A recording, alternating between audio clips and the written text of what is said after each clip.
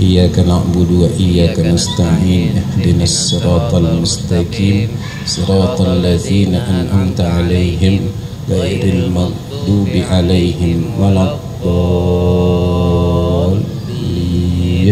Rabbana ighfir lana wa liwalidina amin. Bismillahirrahmanirrahim. Wa adamu zanni fardihi naflan wa adamu hailin wa la mughayyiru lil ma'i 'ala al udwi ka wasqi tahta zufr wa kazzafaran ila akhir. Hadirin wal hadirat rahimakumullah, kita masih akan membahas kitab Syarah Irsyadul Ibad ila Sabilir Rasyad karangan Syekh Zainuddin bin Abdul Aziz bin Zainuddin Al-Malyabari. Masih berkenan tentang babul wudu'i, bab tentang wudu, masuk dalam fasal ahkamul wudu, syarat-syarat sahnya wudu.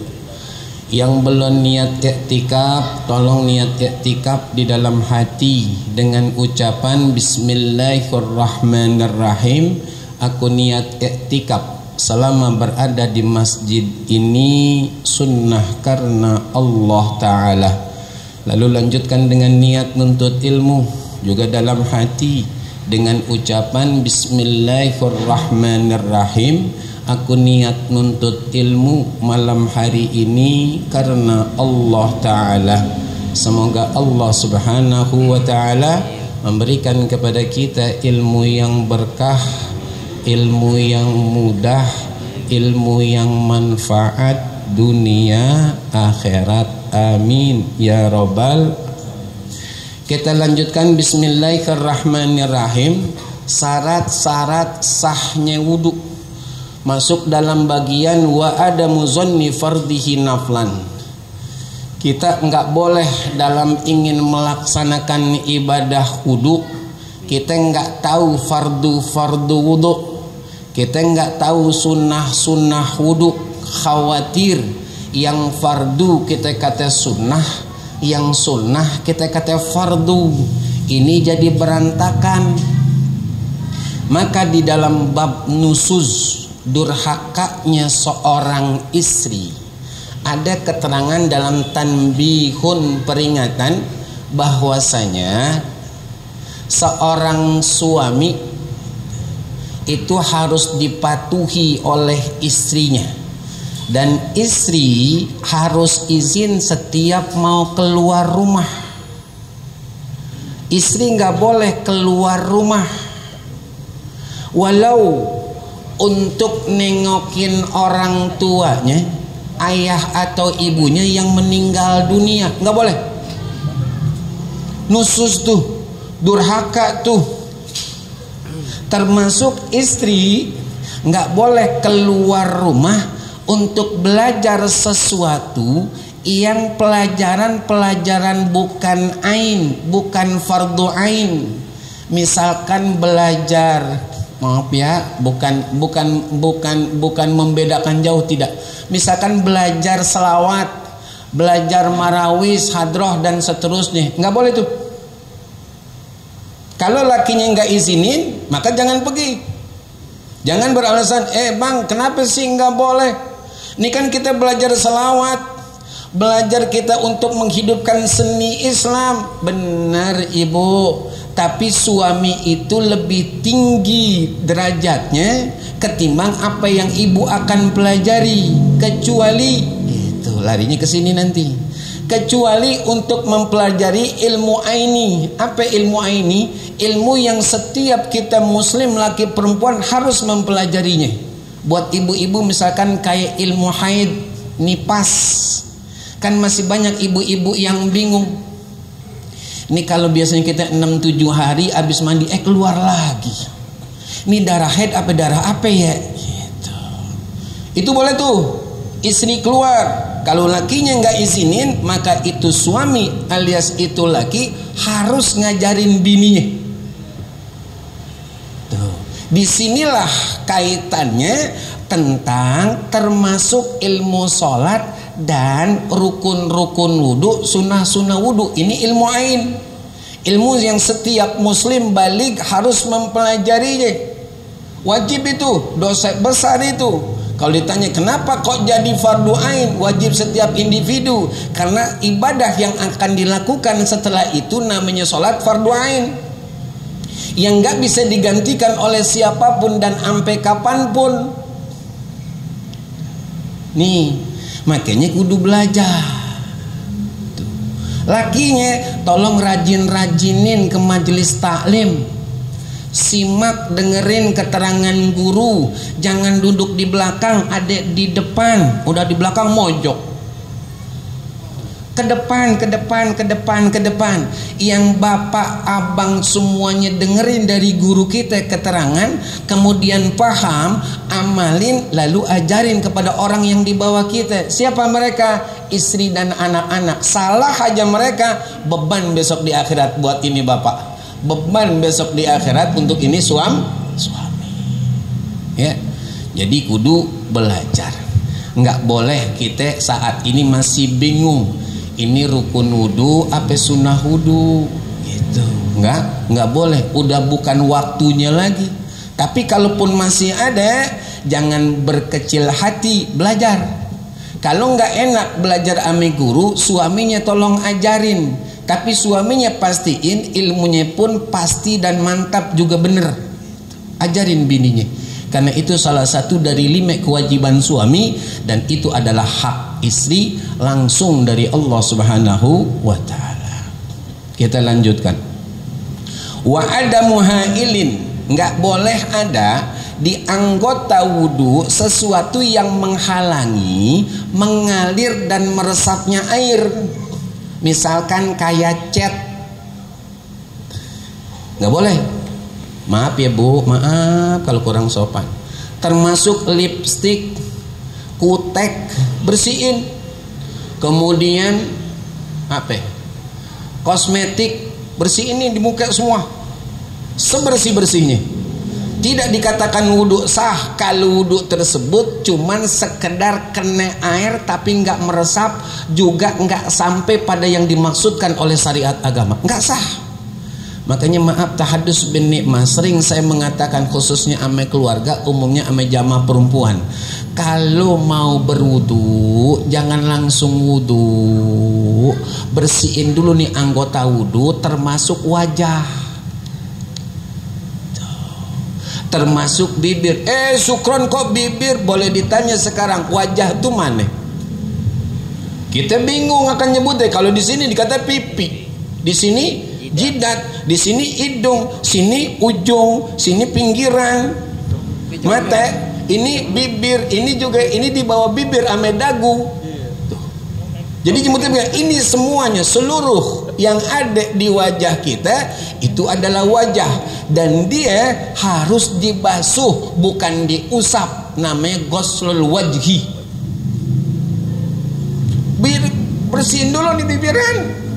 Kadang kita lihat udah wudu neng, udah sholat, udah berisik banget sih bang. Mas menor. Kok menor? Tuh saudara saya Bang Rahmat, kok menor? Suruh usap lagi kalau dia nggak mau pegang recong. Iya, ketimbang kita berat saudara di kuburan. Kok di kuburan sukron? Kan begitu kata Allah dalam surah Yasin. A'udzubillahi minasyaitonir rajim.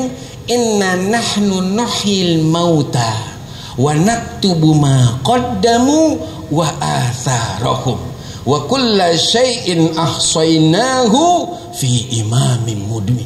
Sesungguhnya kamilah kata Allah yang menghidupkan orang-orang yang sudah meninggal dunia, dan kami pula kata Allah yang menulis apa-apa saja oleh orang tersebut yang pernah dilakukan selama hidup, dari balik sampai meninggal dunia, wa atharohum, dan tinggalan-tinggalan mereka termasuk bini dan anak-anak. Lebih baik kita rejang, pegang sini, usap, belum, nah sono wudu. Nggak kasar, laki sayang. Ini kagak ngerti bininya. Kalau masih kagak ngerti juga jangan lama-lama dah bini begitu. Tukar tambah kata Bang Rahmat. Cocok. Dibersihin itu. Sebab di sini katakan wa ada muhailin, tidak ada penghalang untuk mengalir dan meresapnya air di anggota wudu. Kita lanjutkan. Wala mughayyiru lil ma'i 'alal 'udwi, dan tidak ada sesuatu yang merubah air ketika kita gunakan untuk berwudu di anggota wudu kita. Kawas khitah tazufr, seperti kotoran di bawah kuku. Maka maaf, kayaknya juga pernah cenderung sering di majelis kita saya menyatakan begini, tolong mau laki ke, mau perempuan ke, gitu, jangan piare kuku, nggak bagus, jelek, asli jelek. Sukron itu kan hobi. Saudara, kita hidup ada namanya aturan yang harus kita patuhi kalau mau masuk surga, namanya agama. Kata baginda Rasul sallallahu alaihi wasallam, al fitratu khamsun, kesucian itu ada 5. Ini rawahul Bukhari wa Muslim. Ini hadis kuat nih, sahih nih. Yang pertama adalah al khitanu, khitan bahasa kita sunat. Sunat buat laki-laki hukumnya wajib dan juga untuk judul menghindari najis. Maaf, supaya kita semuanya jelas, karena kita ngaji bukan nyari cepet selesainya, tapi cepat supaya kita bisa paham, jangan sekedar lewat doang. Nah ini kita khitan, laki-laki itu hukumnya wajib dan untuk menghindari najis. Karena semenjak kita dikhitan gitu, maka insya Allah kita jauh dari najis. Kayak apa Sukron? Contoh, dipahami jangan dibayangin. Ini kepala kemaluan. Nah, lo. Saya kesini aja ya. Kepala kemaluan, ada bibirnya. Sebelum disunat, di sini ada topinya. Kuluk namanya kuluk. Tetelan, ya itu dah. Helm kata Ustaz, ya kan?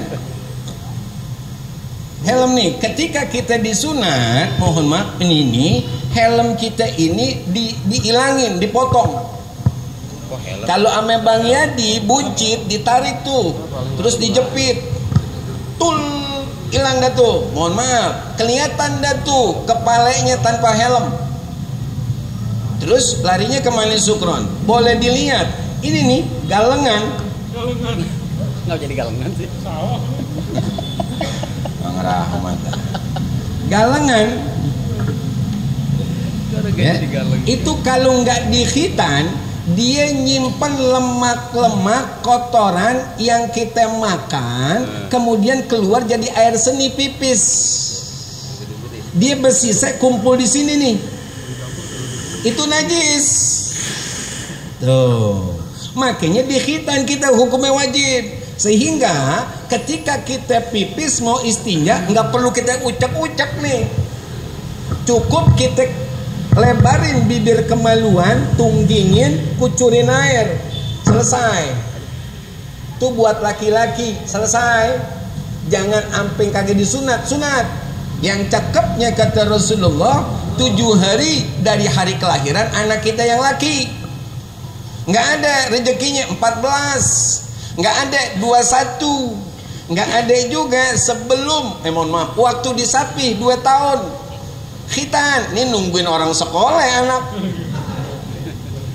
biarin biar dia paham. Dan kita pun udah melaksanakan kewajiban, karena khitan itu anjuran ajaran Rasulullah, sebagaimana beliau baginda Rasul melakukannya untuk Sayyidina Hasan wal Husain, dua cucu mulia beliau, 2 pemuda pemimpin surganya Allah besok kelak di akhirat.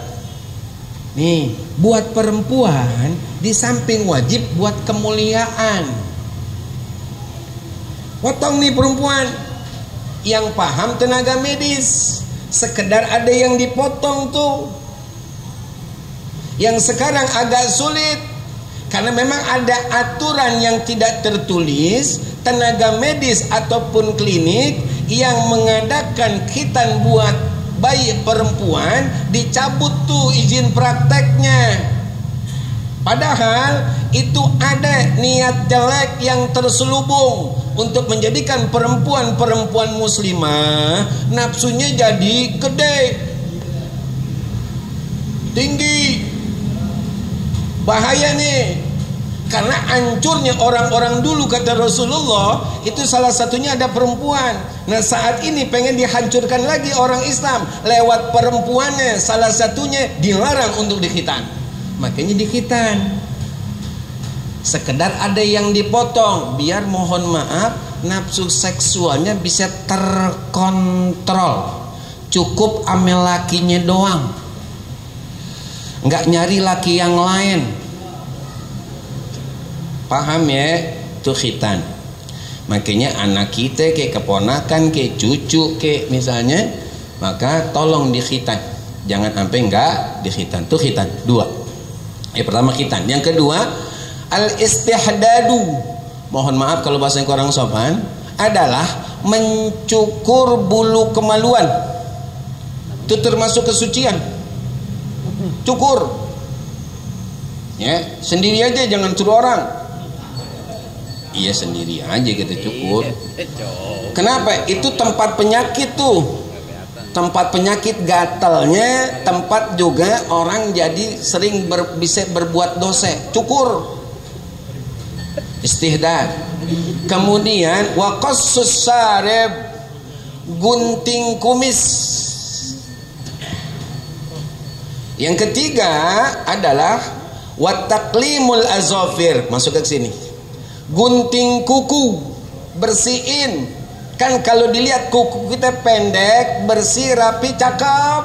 Muslim tuh begitu, muslimah tuh begitu. Jangan piara kuku. Kuku kakinya panjang dah, kuku tangannya panjang dah. Ih ya Allah, maaf ya, saya agak sedikit bagaimana gitu kalau ngelihat orang punya kuku panjang. Emang gak bagus, penyakit. Di samping emang itu sesuatu yang nggak dianjurkan oleh agama. Yang kedua tempatnya setan. Yang ketiga tempatnya penyakit. Yang keempat bisa menjadikan wudhu dan mandi hadas kita nggak sah. Kan jarang orang bersihin atau kukunya lagi mau wudhu, dia langsung wudhu aja padahal hitam banget sini nih. Karena ini misalkan jempol kaki nih, misalkan jempol sini nih ada hitam pinggirannya. Emang dibersihin? Kagak. Itu bahaya tuh. Makanya disuruh selain oleh Rasulullah takhlil. Bukan pakai hak, pakai kha, takhlil. Disela-selain biar bersih banget gitu. Jangan dikerucukin. Supaya semuanya kuku-kuku kaki, kuku-kuku tangan bersih dari kotoran dan rata sempurna wudu kita. Itu ajaran agama. Yang sekarang belum begitu kita berasa, besok di kuburan berasa. Makanya kita ikut aja, manut aja. Sami'na wa ata'na. Kami dengar ya Rabb, kami dengar ya Rasulullah, wa ata'na. Kami siap untuk mentaatinya. Itu begitu kalau orang Islam. Kita lanjutkan. Wa kaza'faran, seperti zafaran, wa sondalin, minyak cendana. Bersihin tuh. Wajarul ma alaihi, mengalirnya air di anggota wudu kita, khususnya yang dibasuh bukan yang diusap. Kalau diusap itu pale, kalau yang dibasuh itu wajah, tangan, kaki. Itu dibasuh gitu. Dibasuh itu artinya dicampurin dengan adalku gitu, digosok banget adalku. Ya, bukan cuma sekedar dikerocokin air. Kalau nggak percaya kerocokin air dah di bawah mata kaki kita. Nih mata kaki nih bawahnya nih mata kaki nih. Itu masih kering kalau cuma dikerocokin doang.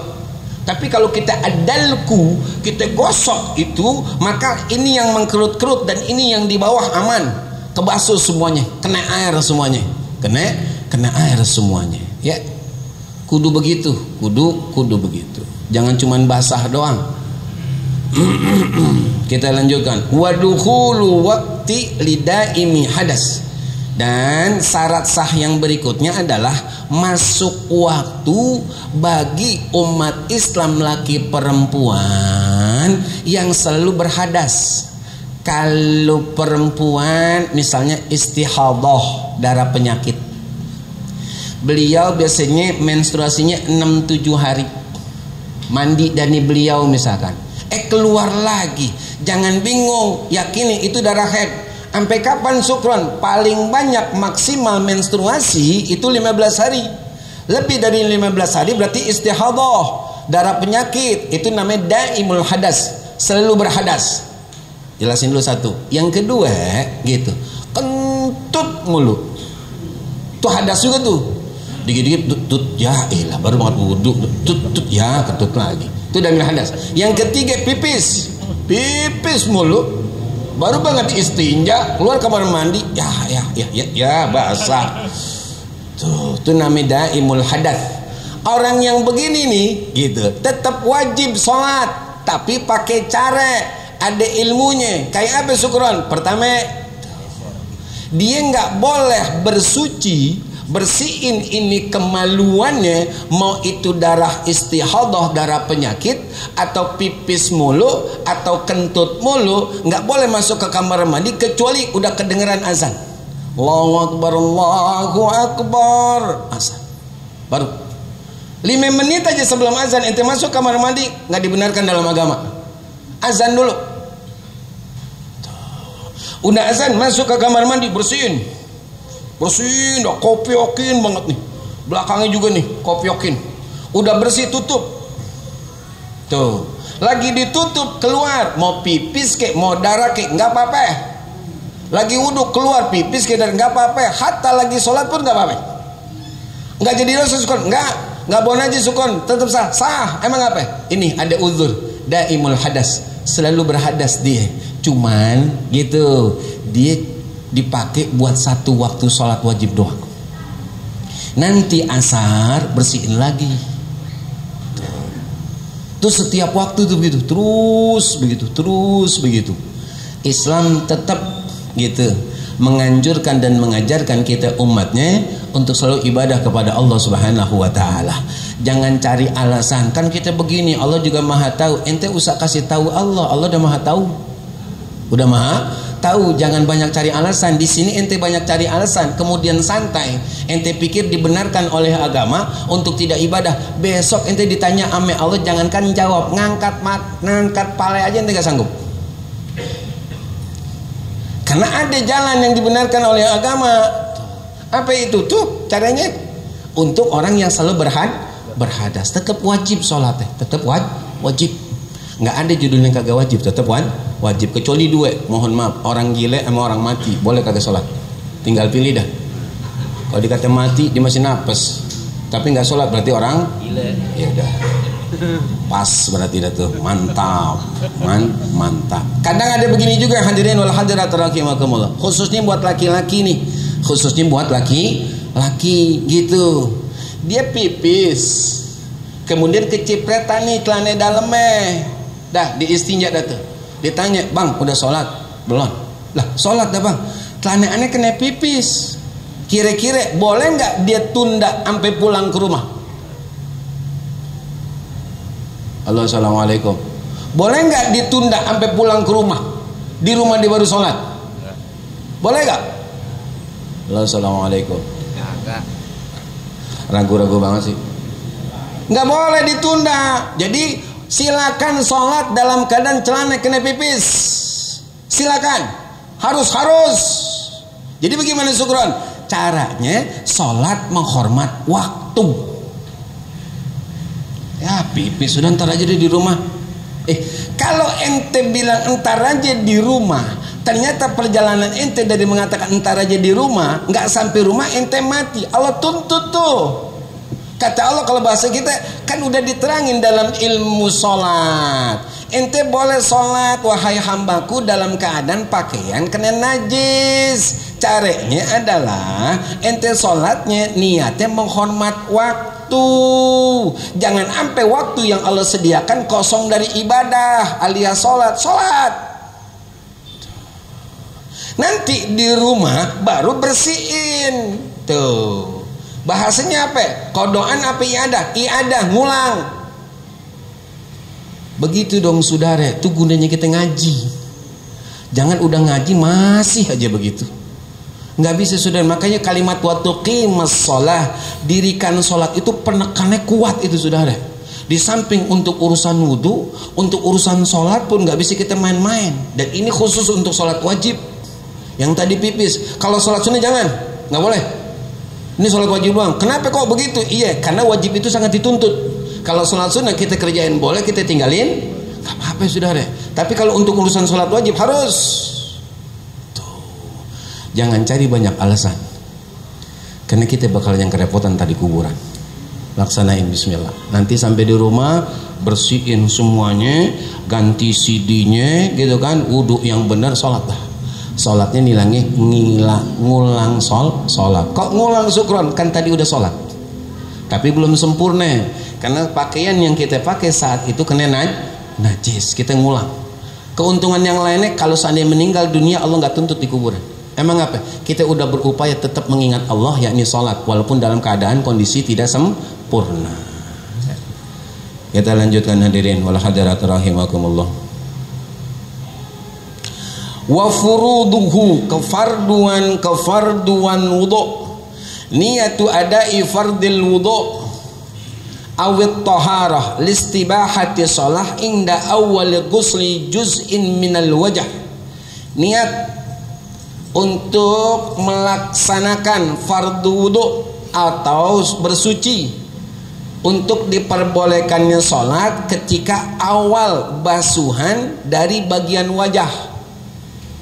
Nih, bagian wajah itu hadirin wal hadirat rahimakumullah, bagi yang laki pecinya kalau bisa dibuka, kalau enggak direnggangin begini.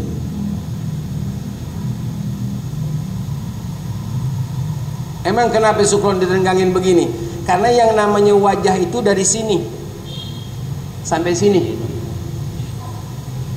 dari sini sampai sini. Kalau kita tutup ini begini, nggak sah. Karena ada sebagian dari anggota wajah yang kita nggak basuh. Kita harus renggangin, kalau mau copotin. Tuh. Basuhnya dari atas, jangan tengah. Apalagi ditampar, makruh. Ambil dari atas. Ini tangan kita main nih. Sebab kenapa syukron kok tangan kita main? Bersihin kotoran yang ada di ujung-ujung nih inian mata kita. Kalau kita selesai sholat kita doa, Rabbana taqabbal minna innaka antas samiul alim wa tub alaina innaka antat tawwabur rahim wa sallallahu ala sayyidina Muhammadin wa ala alihi wa sahbihi wa sallam walhamdulillahi rabbil alamin. Belek, ulang wudunya. Pertanyaannya, ada nggak yang mau begitu? Ngulang sholat? Nggak ada saudara. Udah dah. Ya udah. Ente nggak teliti saudara, Khawatirnya yang kita bahas awal. Ketika dihukum ini jenazah oleh malaikat atas perintah Allah, walaupun cuma tinggal 1 pukulan dari 100 pukulan dan penuh dengan api, kata ini jenazah, wahai malaikat, kalau boleh tahu apa sih sebabnya engkau pukul aku sampai 100, setelah aku minta sama Allah dikurangin tinggal atau itu pun penuh kuburan aku dengan api. Apa kata beliau? Ente pernah sholat tanpa punya wudhu? Tuh begitu. Makanya nggak bisa dibuat main-main saudara. Hidup itu sesuatu yang serius dan cuman sekali. Jangan dibawa suka-suka kita, karena ada agama yang mengaturnya untuk menyampaikan apa yang menjadi cita-cita kita. Rabbana atina fid dunya hasanah wa fil akhirati hasanah wa qina, sampai tuh lewat agama. Makanya jangan pernah main-mainin. Udah dah. Kan kita tahunya setelah. Ente nggak teliti dari awal. Basuh nih. Udah. Kan? Kerocokin air baru ambil lagi. Nih bawah nih bibir bawah ada cegokan. Ini dagu. Dia harus kena air nih. Kalau kita lihatin ini kering, maka nggak sah. Sampai segitu syukron, sampai segitu. Karena urusan serius. Dan Allah tidak akan pernah bertanya untuk ibadah yang lain, urusan haknya Allah, kecuali Allah pasti awalnya adalah Allah nanya tentang sholat. Dan sholat itu tidak akan dikatakan sempurna tanpa wudhu. Dan wudhu tidak dikatakan sempurna kalau belum paham ilmunya. Kita lanjutkan. Jadi di awal, inda awali ghusli juz'in minal wajah. Itu jadi kita membasuh sambil niat. Nggak boleh tuh niat dulu baru basuh, atau basuh dulu baru niat, nggak sah. Kecuali puasa ada masaqah, ada kesulitan. Maka ada hadis dari Baghdad begitu, man lam yubayyitis siyam fala siyama lahu. Barang siapa yang tidak niat malam hari untuk puasa wajib, maka nggak ada puasa buat dia. Kecuali puasa sunnah boleh. Kalau puasa wajib memang dari malam. Mulai malam kapan syukran? Dari maghrib sampai sebelum subuh. Karena pertukaran waktu itu berawal dari maghrib. Kita lanjutkan. Wa ghuslul wajhi, membasuh wajah, bukan mengusap wajah. Tapi syukuran ada guru-guru kita tuh yang mempraktekkan cara berwudu itu di saat yang emergensi, airnya dikit, maklum. Tapi kalau air di daerah kampung kita alhamdulillah berkecukupan, tapi jangan sampai mubazir. Maka tetap bahasanya ghuslul wajhi, membasuh wajah, bukan mashul wajhi, bukan mengusap wajah. Bedain saudara, bedain ya. Karena bahasa tulisannya aja beda, bahasa prakteknya pun beda. Wal yadaini ma'al mirfaqaini. Kemudian fardu wudu yang berikutnya adalah mencuci atau membasuh dua tangan bersamaan sikut. Kalau bahasa Qur'annya idza kumtum ilas salati faghsilu wujuhakum wa aydiyakum ilal marafiq. Bahasanya ilal marafiq, ke sikut, bukan minal marafiq, dari sikut, ilal marafiq, ke sikut. Jadi dari bawah ngarah ke sikut, bukan dari sikut ke jari-jari, keliru. Lihat praktek guru-guru kita dah, gitu. Mereka semuanya mempraktekkan wudu tuh dari jari-jari sini ngarah ke sikut, tuh minimal nih sikut. Makanya saya pernah mendengar ada seorang guru, seorang ustad, ketika tanya, Pak Ustad, ya kalau anggota wudu itu sebenarnya yang mana sih? Apa kata beliau? Anggota wudu itu sama dengan anggota tayamum. Wajah sama tangan doang, kan puyeng oleh kita gini. Nih, kalau nggak punya dasarnya, nggak paham ilmunya, keliru saudara. Orang Allah menyatakan tadi, idza kumtum ila salati faghsilu wujuhakum wa aydiyakum ilal marafiq wamsahu bi ru'usikum wa arjulakum ilal ka'bain. Ngapa dia jadi berbeda sama Allah? Pastinya benernya Allah, bukan dia tuh ustad. Gimana sih? Disinilah kita pentingnya belajar untuk memahami yang benernya, bukan sekedar kita lihat, maaf ya, ustadznya yang benernya tuh. Makanya itulah yang disampaikan oleh Rasulullah. Nanti di akhir zaman Allah cabut ilmu-ilmu itu bukan dari dada manusia, kata Rasulullah. Allah nyabutnya dengan mewafatkan ulama. Hatta idza lam yabqa alimun ittakhazan nas ru'asa juhala fasu'ilu fa'aftau bighairi ilmin fadallu aw adallu. Kata baginda Rasul, kalau udah begitu keadaannya tuh, yang tersisa adalah orang-orang yang gak paham agama tapi diangkat seperti orang yang ngerti agama. Fasu'ilu, mereka ditanya, fa'aftau, berikan fatwa, putusan hukum, fadallu aw adallu, karena gak paham agama dia memberikan fatwa yang sesat dan menyesatkan. Begini nih, makanya sayangin apa guru-guru kita, doain guru-guru kita ya, hadirin majelisnya, luangin waktu. Yang capek tuh guru kita saudara, asli beneran dah.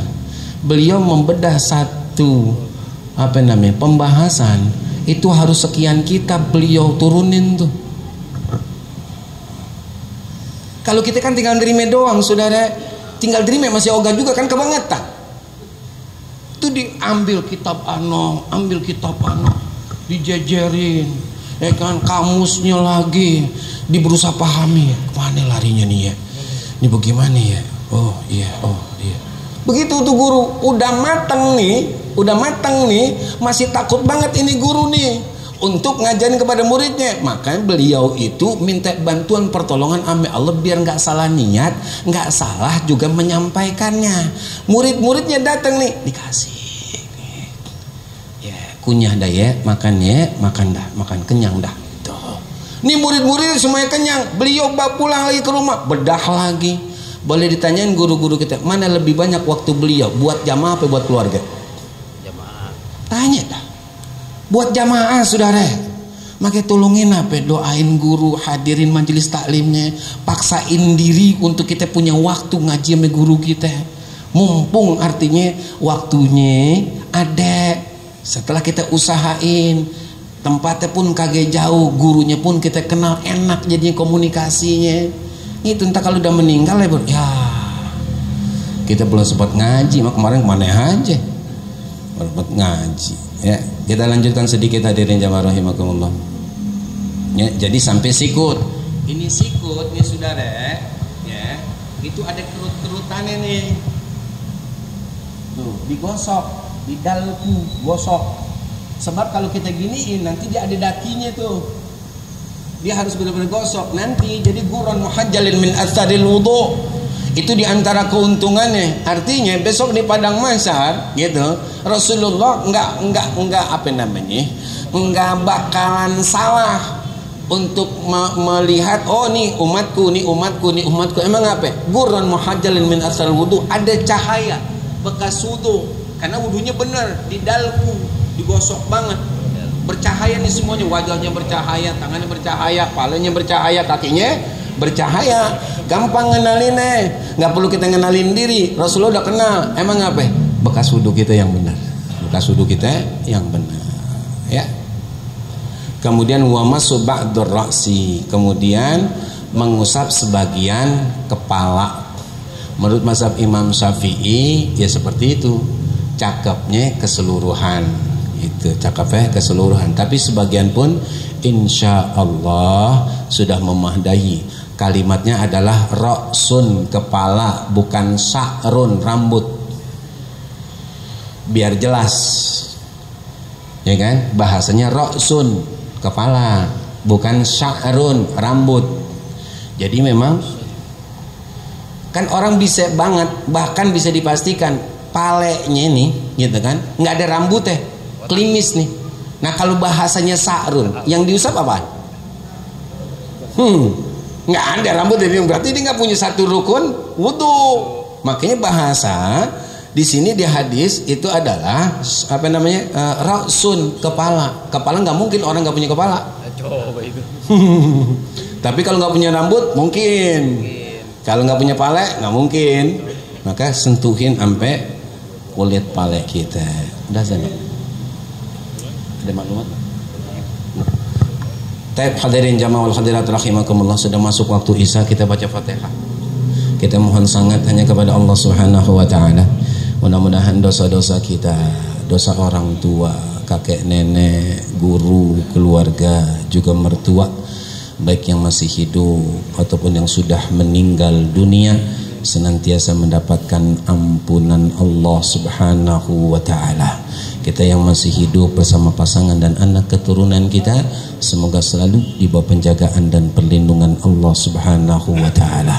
Senantiasa mendapatkan petunjuk hidayah Allah untuk dapat memanfaatkan sisa umur yang ada, nikmat yang Allah berikan untuk ibadah, untuk menjalankan ketaatan, ikhlas lillahi ta'ala, juga istiqamah, agar akhir hidup kita dan seluruh anggota keluarga kita, juga guru-guru kita dalam keadaan husnul khatimah. Semoga Allah tempatkan, Allah kumpulkan, Allah satukan, Allah gabungkan kita bersama orang-orang yang kita cintai dan mencintai kita di dalam surganya Allah Subhanahu wa ta'ala. Tilka niyah. Al-Fatihah. A'udzu billahi minasyaitonir